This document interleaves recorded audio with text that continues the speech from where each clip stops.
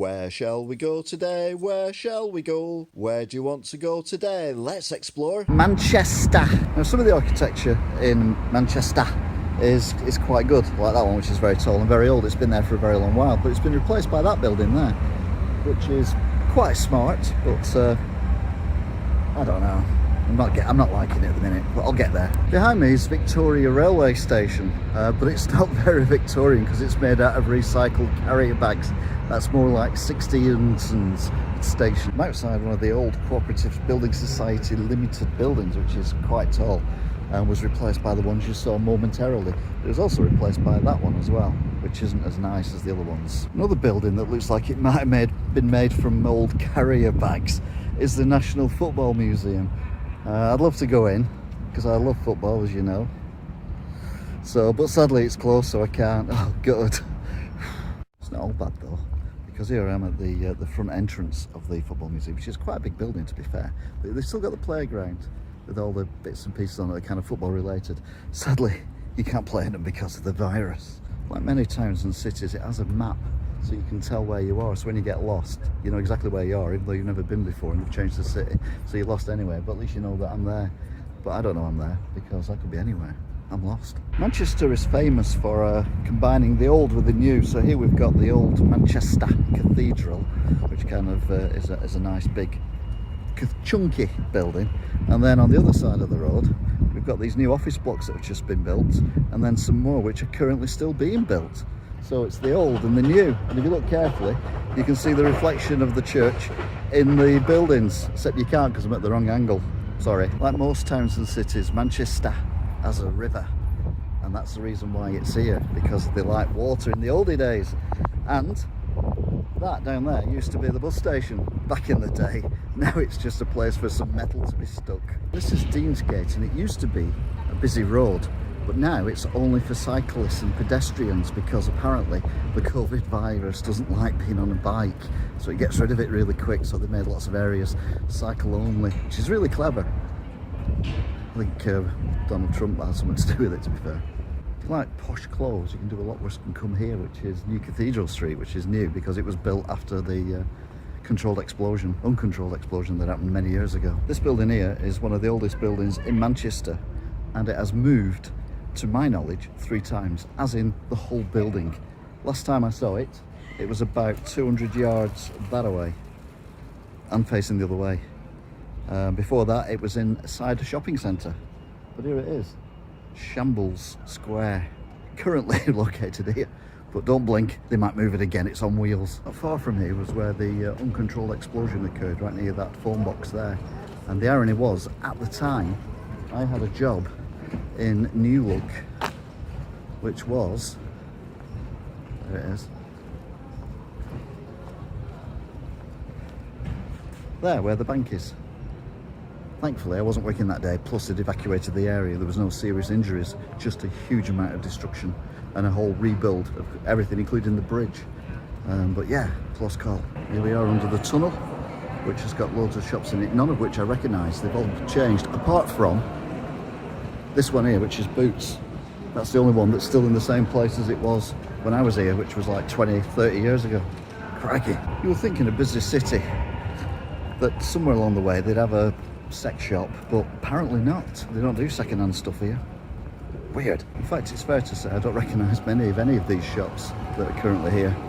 I know some of the names, but I've never seen them here before. We've got H&M, we've got Nationwide, we've got TK Maxx, got a Foot Locker. Though ironically, the Foot Locker's never opened, because it said there, this will open in March 2020. Yeah, right, good luck with that, mate. This is an area which, for the most part, has not been destroyed by new office blocks and new shops and things like that. These are old Victorian-style buildings which were built at least 20 years ago, and they're showing their age now, but they're still beautiful. These buildings are absolutely superb. Very majestic, very organised, very posh, very expensive. And they're still here, which is a bonus. Manchester has a lot of culture as well, including this art gallery, which is one of about 17. Yeah, there's a lot of painting here. I don't think any of them have a Banksy in them though. You're a big fan of soap operas, and why would you be? You may remember these things.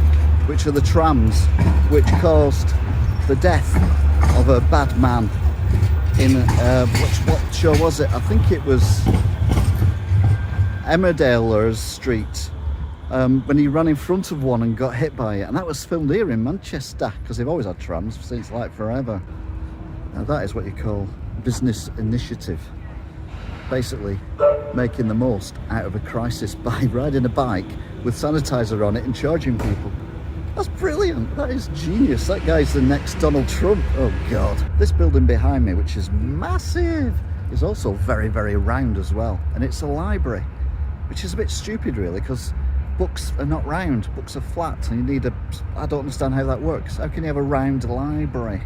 Oh no, I've got the Manx system now. Oh no, I'm in Manchester. Oh no. Behind me, you see the Midland Hotel, which is one of the poshest hotels in the northwest, apart from ones which are a little bit posher. And as you can tell, they don't allow vehicles to go past it either, because it's that posh. If you like coffee, and God knows why you would like coffee, it's vile, but there's loads of Starbucks. There's at least 627 here in the centre of Manchester, and there's over 150 Neros as well, but apparently Starbucks is better, but I've never been in and I don't care. This building behind me is the Manchester Town Hall, which, as you can tell, is an old style building with an old bridge and everything, but they've drastically improved its looks by putting scaffolding in front of it. John from London will be very happy about that, but it's still got the clock tower visible, so you can still see what time it is. Is it right though? I don't know, it might be. I can't tell, I don't have a time on me. Now behind me is the Slug and Lettuce restaurant, although obviously it's shut at the moment. And I said it was the most stupid name for a restaurant ever. Well, obviously, I'd never been to Manchester, because directly opposite is the Tampoopoo Poo restaurant.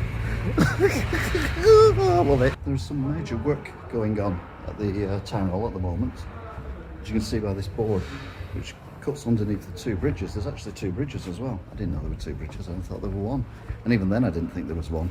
But apparently they're improving it, so hopefully when they put the scaffolding up all the way around it, they'll then cover it with recycled carrier bags, and then it'll look like some of the other buildings here in Manchester. One thing there is a lot of in Manchester are these stations which are like just for the trammy things that come along and knock people over off that TV show I mentioned earlier. And this is a big one. This is St. Peter's Square, and it's massive. It's got 5 platforms.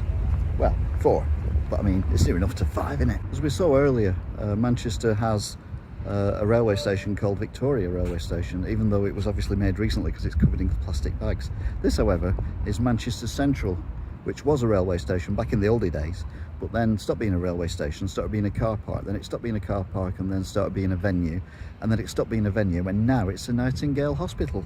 In the meantime, it called GMEX and stuff like that, but it's a building that really has done a lot of work for Manchester, and I think we're all very grateful for it.